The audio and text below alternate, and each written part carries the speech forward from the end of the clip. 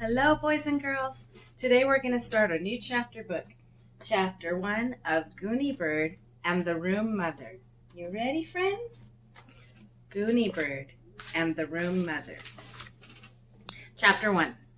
It was early November. Mrs. Pigeon's second grade students, they're second graders like you, were hard at work on their pilgrim mural, which had been laid out on the floor. All of the desks had been pushed to one side to make room, and the second graders were on their hands and knees working with crayons. Gooney Bird Green was right in the middle, as usual. "I like to be right smack in the middle of everything," Gooney Bird always said.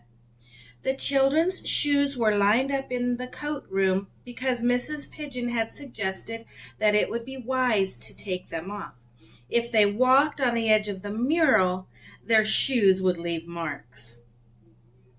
"We always take our shoes off at home," Keiko had said as she untied her sneakers, "because my family came from Japan, and in Japan, people never ever wear shoes in the house." One by one, the children had removed their shoes. Gooney Bird took the longest because she was wearing hiking boots that laced halfway up to her knees. When finally her boots were unlaced and removed, everyone could see that Gooney Bird was wearing one red sock and one yellow one. Her socks did not match. "Gooney Bird's socks don't match," Malcolm called out, pointing. "Of course they don't," Gooney Bird said. "I hardly ever wear matching socks." "Doesn't your mother roll your socks neatly into balls when she takes them out of the dryer? Doesn't she match them up very carefully?" Beanie asked. Gooney Bird thought about that. She looked down at her own feet and wiggled her toes. One set of toes in a red sock, one in a yellow. "No," she said. "My mother puts all of my clean socks in a basket on the floor of my closet, and every day I choose two. Some days I feel like matching, but most days I don't. Most often," she went on, "wearing matching things gives me a feeling of ennui." "Oh my," said Mrs. Pigeon. She went to the board and she wrote ennui in big letters. "Class, you know what to do." All of the second graders took their dictionaries out of their desks. At the beginning of the school year, the classroom had only one dictionary, which sat on Miss Pigeon's desk next to her coffee mug. But Gooney Bird Green, the new student, had arrived in October. Gooney Bird had a very strong opinions about things. She had brought her own very large dictionary from home. On her first day in the classroom, she announced that she thought every second grader should have a very large dictionary. Mrs. Pigeon, who was not accustomed to Gooney Bird yet, smiled. "We always just used this one," she said, picking up the dictionary from her desk. It was slightly dusty. "The school provided it, and it's pretty old, but the school budget doesn't allow for bigger or better dictionaries." "If someone provided newer, more interesting dictionaries, one for each child, would you use them?" Gooney Bird asked. Miss Pigeon laughed. "Yes, of course I would." "Give me 1 week," Gooney Bird said. Exactly 1 week later, a heavy box containing 22 very heavy dictionaries was delivered to Mrs. Pigeon's classroom by a man who had tattoos and big muscles. He brought the box in on a wheeled dolly. "How on earth did you accomplish this, Gooney Bird?" Mrs. Pigeon asked as she unpacked the dictionaries and passed one to each student. "I planned my work," Gooney Bird said, "and then I worked my plan." "What was your plan?" Barry Tuckerman asked as he examined the thick new dictionary. "First, I put on the right outfit." Everybody giggled.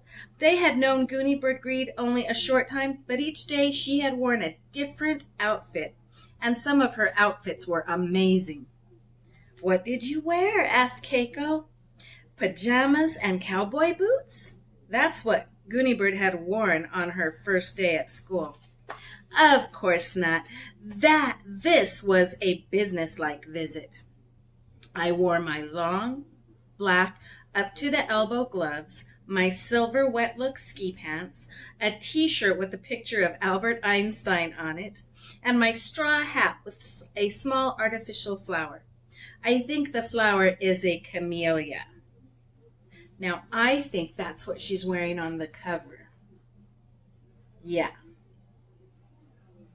And where did you go wearing your businesslike outfit? Mrs. Pigeon asked. She handed a dictionary to Tricia and then reached for another. I went to the public library. We only just moved to the town of Water Tower, as you know, but my parents have always told me that the public library is one of the first places you must visit in a new town. So I did that.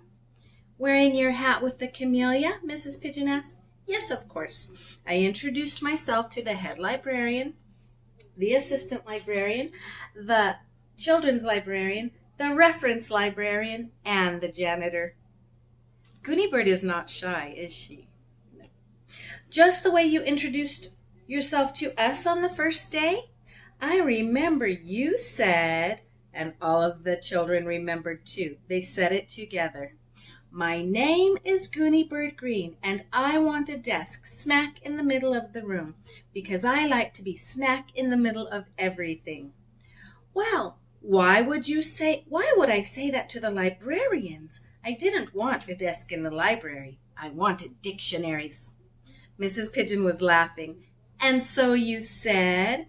I said, I'm Gooney Bird Green and I'm new in town, and I would like to know what you do with your old dictionaries, because my second grade class needs 22 of them. The children all applauded. And so they sent us the dictionaries, Miss Pigeon said in delight. Nope. Oh, well, what happened then? They said that the old dictionaries were in the basement collecting dust, but they didn't have 22. And also the old dictionaries were obsolete. We can look that word up after we get them all unpacked. And anyway, what we needed were nice, new dictionaries. These do look brand new, Miss Pigeon said, examining one. Gooney Bird continued. Then suddenly, and the class grinned. Smiled. They loved it when Gooney Bird said suddenly. They waited eagerly to hear what came next. The head librarian went to the phone and called a rich man that she knew and said, Charles, get down here right away, because there's an interesting, enterprising young lady you must meet. And so a man named Charles came and shook my hand. And with your gloves on? Or did you take your glove off? Chelsea wanted to know. Oh, he shook it through my glove. Then we talked, had tea, and suddenly, everyone grinned again and waited. He ordered 22 brand new dictionaries, and here they are. When the dictionaries had been distributed to every student, Mrs. Pigeon moved the empty carton to the coat room. Gooney Bird Green, she said, you are indefatigable. The students tried to say that word. Miss Pigeon wrote it at the top of her board in large printing. Class, she said, get out your dictionaries. We will have a lesson in dictionary use. So they're going to use their brand new dictionaries to look up the word indefatigable. That's a hard word. And here's the picture. Can you see?